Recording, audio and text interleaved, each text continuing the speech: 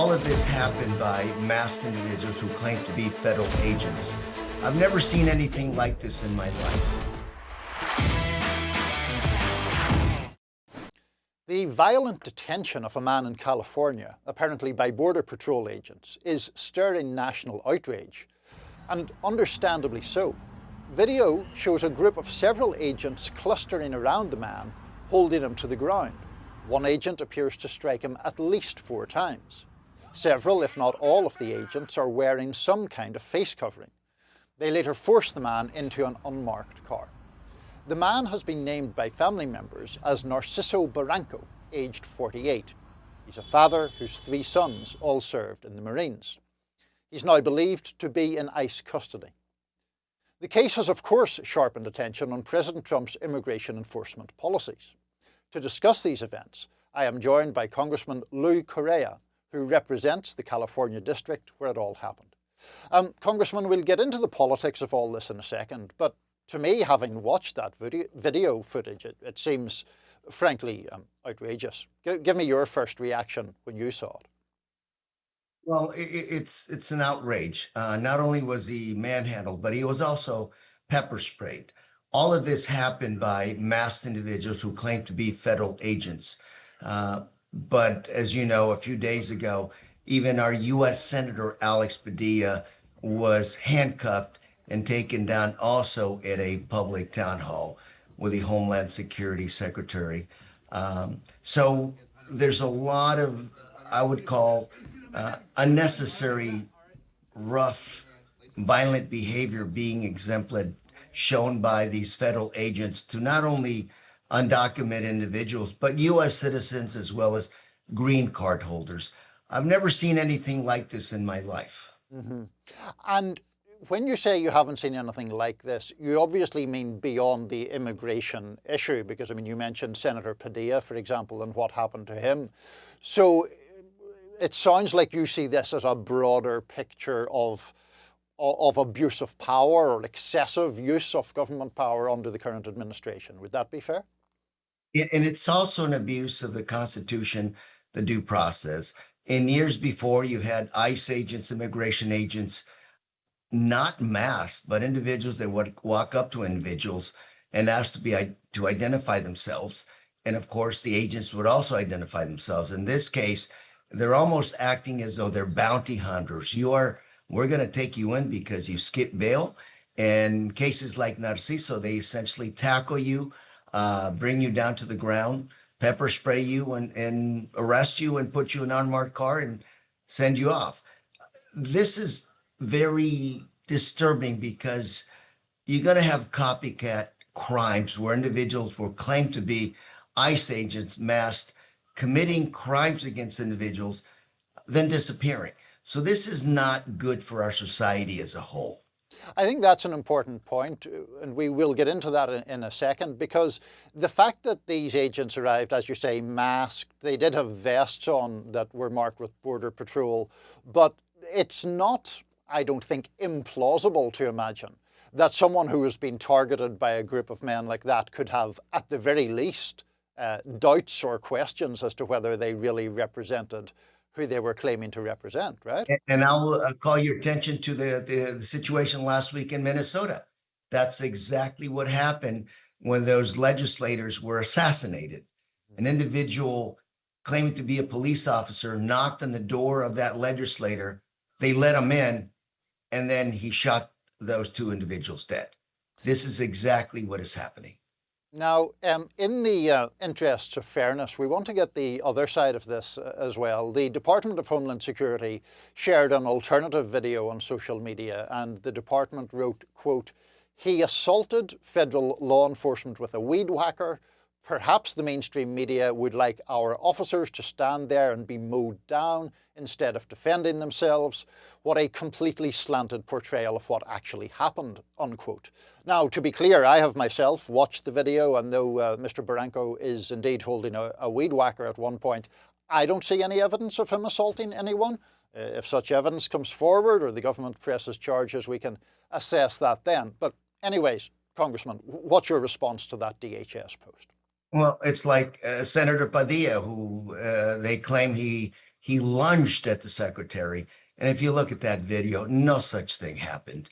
And so I guess we have an issue of facts, what actually did happen. And I'd like nothing better than a court of law, a fact-finding court of law to look at this issue and determine exactly what happened. But we can't have this kind of violence happen by federal agents or others that maybe they're looking to arrest. But it starts out with people saying, I'm an agent, here's my information, you're under arrest. Not, here I go, I'm going to tackle you. I trying to imagine how I would react if a masked agent came to me and said, don't move. How do I know if it's really an agent or not? And it's difficult. Yeah, no, I think most people, fair-minded people at least, would accept that point.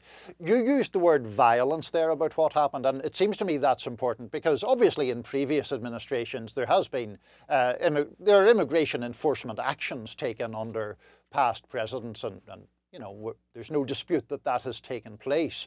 But what do you think is different under the Trump administration? Is it what you term violence? I mean, these agents were, let's be honest, beating this guy, at least in one instance. That is certainly what it looked like. Is it that element of violence that is the different thing, or what separates where we are now from where we were previously? The bigger issue, and I mentioned it, is the lack of due process. You arrest individuals and not giving them their day in court, so to speak. You have the case, of course, of Abrego that was deported to a Salvadorian prison mistakenly. You have other individuals that are essentially being rounded up and not really given their day in court. That's what the difference is. And here in the situation when you're, essentially stopping people and making sure they're, essentially arrested or handcuffed, most of the situations I've seen include the physical handling, knocking them down to the ground and handcuffing them, just like it happened to Senator Padilla. That's the difference, lack of due process. In relation to Mr. Barranco, first of all, have you been in touch with his family? And secondly, where does this particular case go from here? Well, I've been in touch with the family. They are essentially trying to speak to him. He's in Los Angeles under custody. And I can tell you that Mr. Barranco was in this country for 25 years. It appears he didn't even have a traffic ticket. Essentially a clean record, worked for 25 years, supported his family, and essentially the 3 children that he has have all served in the United States Marine Corps. One of them served in Afghanistan and is now out of the Marine Corps. 2 others continue to serve right now with honor in the United States service. So you have 3 of his children that have essentially taken an oath to protect this country, if necessary, laid down their lives for this country. And we have this very odd situation, maybe odd, but it's not unusual.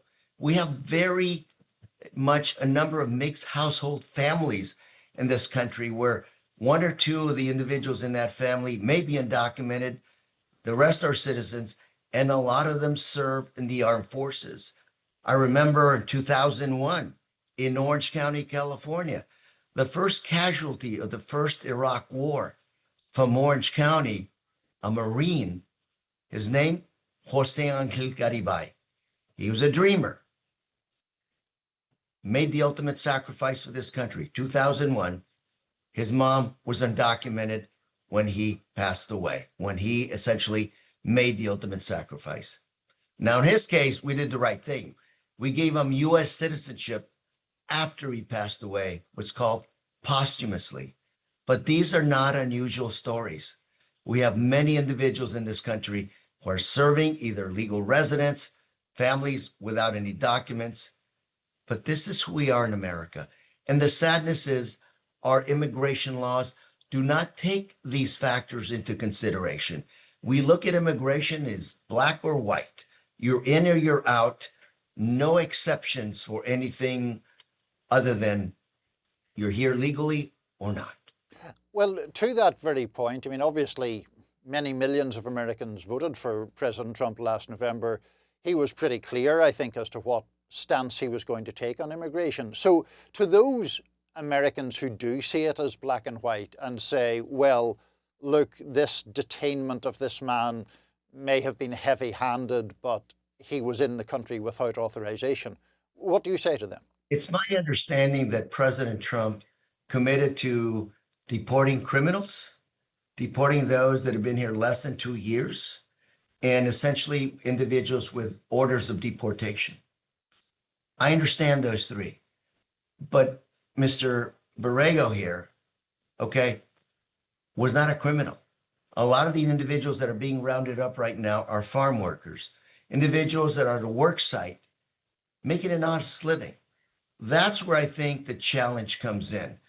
A lot of the individuals that supported President Trump would tell me that was their understanding. He was going to deport these three categories, essentially criminals, those that have overstayed their visas, those that have orders of deportation, and those that came in the last 2 years. A lot of the deportations are now beyond that. And that's where I think we have big issues right now.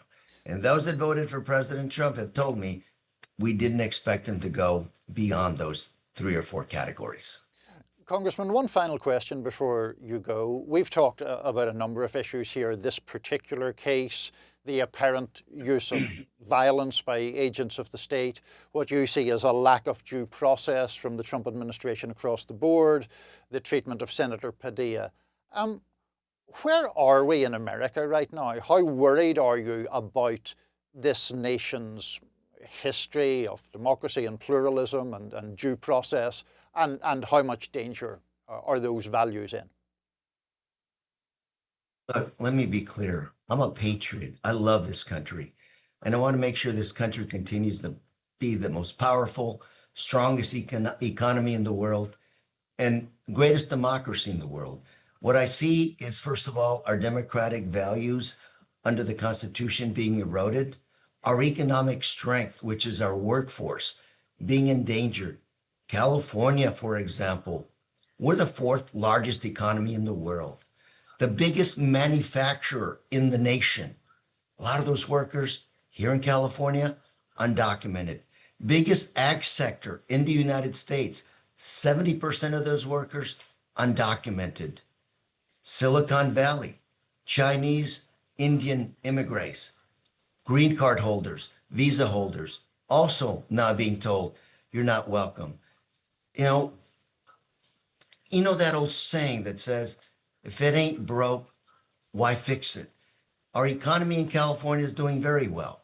The rest of the country, many sectors like the dairy sector also rely on undocumented workers. I agree. Let's address the issue of criminals. Let's deport criminals. Let's get rid of criminals with and without documents. But when it comes to workers, this great economy relies on those workers to deliver. Congressman Lou Correa, thanks so much for your time and thanks for joining us at The Hill. Thank you very much.